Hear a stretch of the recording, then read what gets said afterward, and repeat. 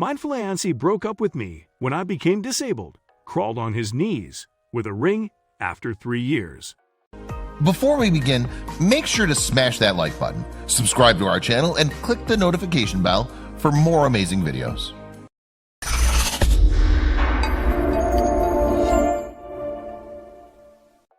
My world changed after I was confined to a wheelchair. You're disabled. That's what my fiancé had stated as the reason for our breakup. But 3 years later, my love came crawling back to me. Did he really want me back? Or was it all a show? No, please. Help us. Dan. I screamed at the top of my lungs, but no one came to my help. Why would they? When I opened my eyes, the sunlight was gently stroking my face through the hospital room drapes, mocking me for being a fool and believing the dream again. It had been 3 weeks since my world had crumbled, and I could do nothing. 3 weeks ago, I was romanticizing about having a family, children, and my dear Dan by my side. I'd always be there for you, darling, he'd said. But it only took one instant for all those dreams to collapse. 3 weeks ago, you look like the prettiest bride on this planet, Anne. I can't believe we're going to be together finally. I love you so much, Dan said, holding my hands in his as we settled in his car. That day, we were on our way to the church for our wedding. A small, intimate ceremony with just friends. That's how we had planned it. We were both orphans, so no family. But after meeting Dan, I no longer felt like one. We had one another. We were family to each other. Halfway through the ride that day, I looked into his eyes and said, "Babe, I have waited for this for so long. Everything just seems so perfect and so beautiful." That's when everything came to an end. A large truck announced its arrival with a loud honk and collided with our car. As our vehicle toppled, all the memories I had spent with Dan flashed right in front of my eyes before darkness engulfed it. "Hello, can you hear us? The ambulance is on the way," someone whispered in my ears, but I couldn't respond. Dan, Peel, please help us, please. I called out with all my strength before I passed out. When I briefly opened my eyes, I realized my white wedding gown was stained crimson red, and I was being rushed to the hospital. Was I injured? Yes, it hurt a lot. But nothing pained me more than Dan's letter, which I received when I regained consciousness 2 days later. "I'm sorry, Anne. I hope you forgive me. The doctors said your lower body is paralyzed, and you won't be able to walk. I'm sorry, but I didn't sign up for this. I can't be with someone disabled. Please don't come looking for me. We no longer know each other. Dan." Nonsense. I screamed and threw the letter to the floor. This is utter nonsense. I tossed away the blanket covering my legs and attempted to get out of bed, but I couldn't. What's going on? Why am I unable to move my feet? Come on, I need to get down. I was crying and pushed myself so hard that I fell from the hospital bed onto the floor. Hearing the noise and my painful cry, a nurse came running into my room, and she helped me return to my bed. "Ma'am, you can always call me for help. Your lower body is paralyzed as a result of the accident." "Oh, so you think I'm disabled too?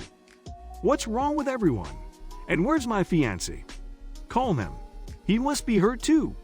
"Mom," said the nurse gently, "he was discharged 2 hours ago. I was the one who left the letter in your room. He asked me to tell you he was sorry. Present day." After I got ready, the kind nurse who looked after me escorted me to the cab waiting for me at the hospital entrance, and a couple of hours later, I arrived home. I was discharged 3 weeks after the accident. When I looked around my house, I felt like it came back to bite me. The walls were covered with our photographs, and their sight irked me. I rolled my wheelchair to the corner where the baseball bat was, grabbed it, and destroyed all the photo frames I could reach. As the glass pieces fell on the floor, I couldn't hold myself back from crying. I cried for hours that day. I felt like my world had come to an end. I had given up on love. I cried myself to sleep that night.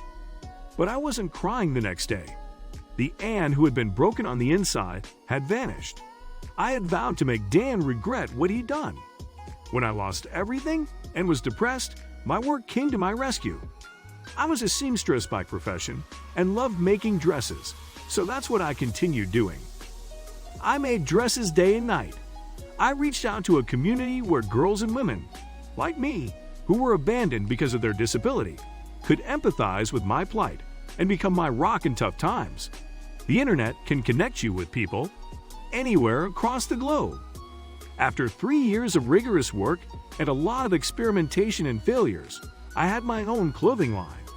I don't want to sound like I'm bragging, but the pleasure I saw on my customers' faces after purchasing the outfits for my store made me more proud than happy. I was over the bad phase.